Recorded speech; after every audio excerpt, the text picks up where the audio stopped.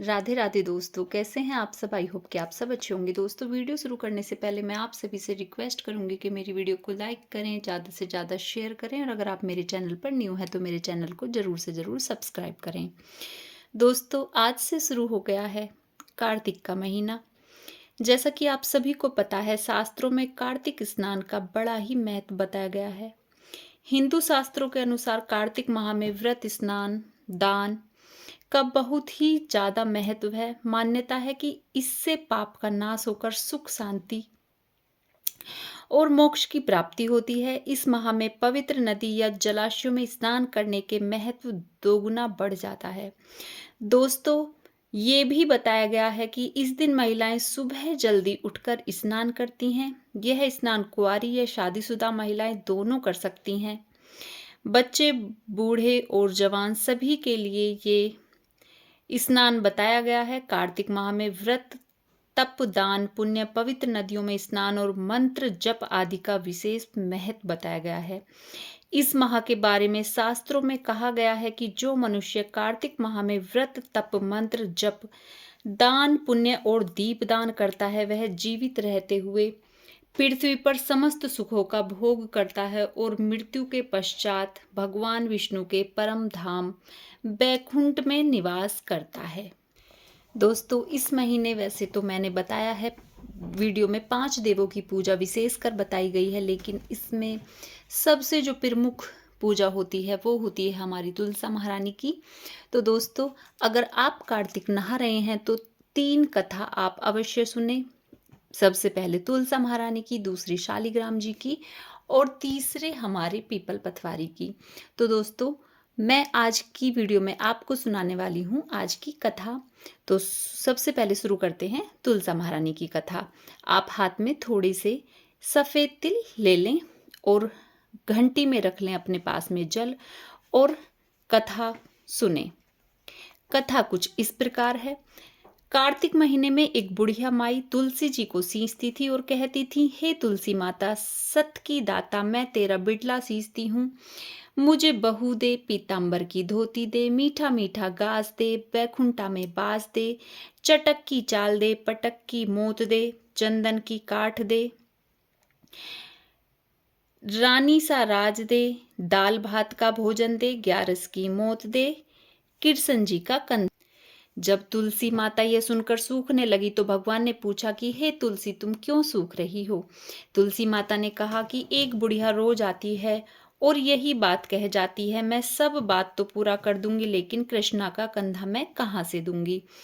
तो भगवान बोले, जब वो मरेगी तो मैं अपने आप कंधा दे आऊंगा, तू बुढ़िया माई से कह देना। जब बुढ़िया माई मर गई, सब लोग आ गए। तब माई को ले जाने लगे तो वह किसी से ना उठी। तब भगवान एक 12 बरस के बालक का रूप धारण करके आए। बालक ने कहा, मैं कान में एक बात कहूंगा तो बुढ़िया माई उठ जाएगी।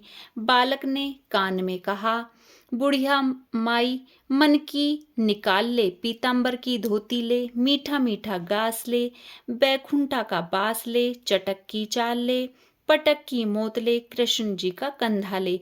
यह सुनकर बुढ़िया माई हल्की हो गई। भगवान ने कंधा दिया और बुढ़िया माई को मुक्ति मिल गई। हे तुलसी माता, जैसे बुढ़िया माई को मुक्ति दी वैसे ही तू सबको मुक्ति देना। बोलो तुलसा महारानी की जय।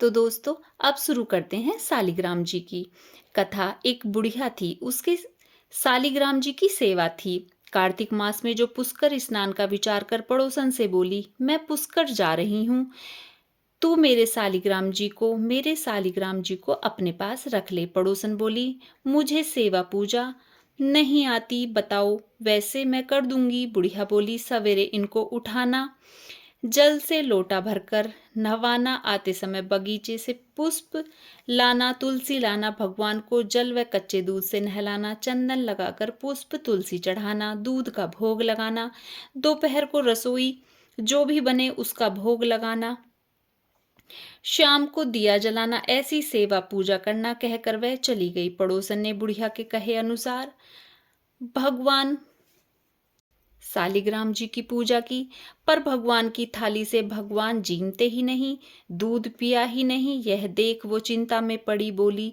भगवान आपकी मालकिन आएगी तो कहेगी मेरे भगवान को दुबला कर दिया। अभी 1 महीना है, आप जीम लो तो मैं भी जीम लूं और वह भूखी बैठी रहती। भगवान ने सोचा अब तो दर्शन देने ही पड़ेंगे। छोटा सा मोर मुकुट पीतांबरधारी रूप लेकर पांठे पर बैठ गाय दूध पी लिया, वह जीम लिया। रोज ऐसा ही होता रहा।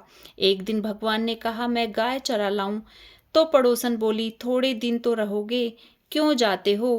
पर भगवान माने नहीं।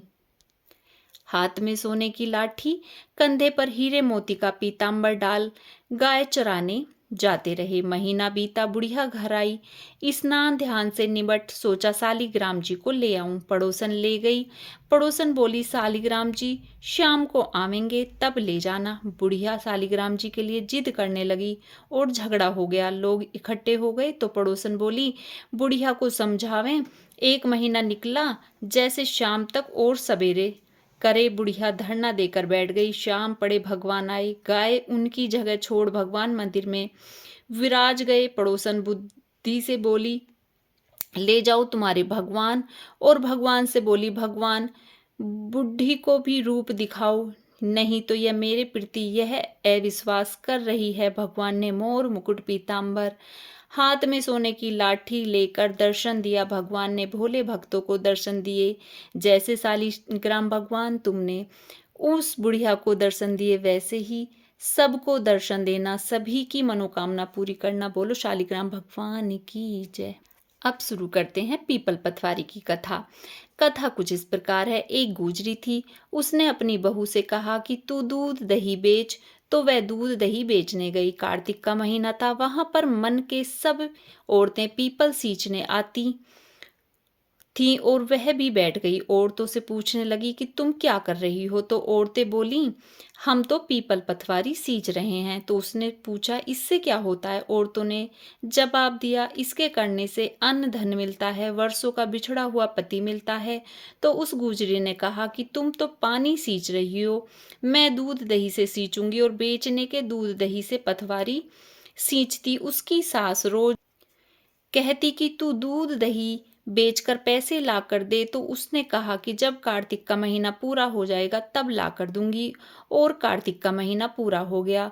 पूनम के दिन गुजरात की बहू पीपल पतवारी के पास धरना देकर बैठ गई। पीपल पतवारी ने पूछा कि तू यहाँ क्यों बैठी है? उसने कहा मेरी सास दूध दही के पैसे मांगेगी। तो पीपल पतवारी ने कहा मेरे पास पैसे नहीं हैं, ये भाटे डंडे पान पत्ते पड़े हैं, वह ले जाओ और गुल्लक में रख देना। तब सास ने पूछा पैसे लाई? तो गुजरी ने कहा मैंने पैसे गुल्लक में रखे हैं। तब सास ने गुल्लक खोलकर देखा तो देखती रह गई।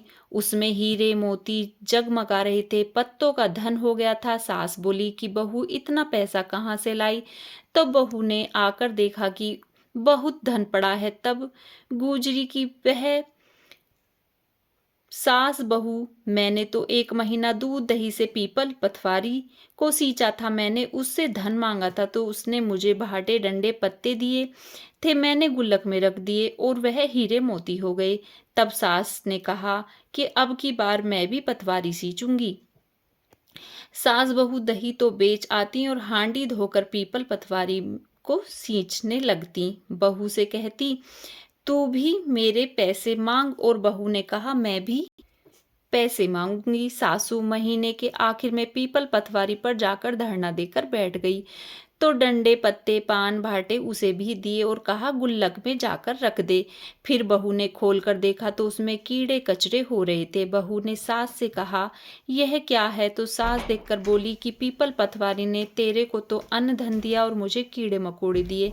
तब पीपल पतवारी बोली कि बहू तो निस्वार्थ सोचती थी और सासू ने धन की भूख से सींचती थी, इसलिए हे पीपल भगवान पतवारी माता जैसे बहू पर प्रसन्न हुए वैसे ही सब पर प्रसन्न रहना। बोलो पीपल पतवारी माता की जय। दोस्तों इसके बाद आप तुलसी महारानी की आरती करें, शालिग्राम जी की आरती करें और विष्णु भगवान की आरती करें। भगवान शालिग्राम जी को और तुलसी महारानी को धूप दीप दिखाएं और प्रसाद चढ़ाएं। तो दोस्तों ये थी आज की कथा। कथा आपको कैसी लगी मुझे कमेंट्स में ज़रूर बताएं। मिलते हैं ऐसी ही किसी वीडियो के साथ, तब तक के लिए राधे राधे, जय श्री कृष्णा। बाय बाय दोस्तों, बाय बाय।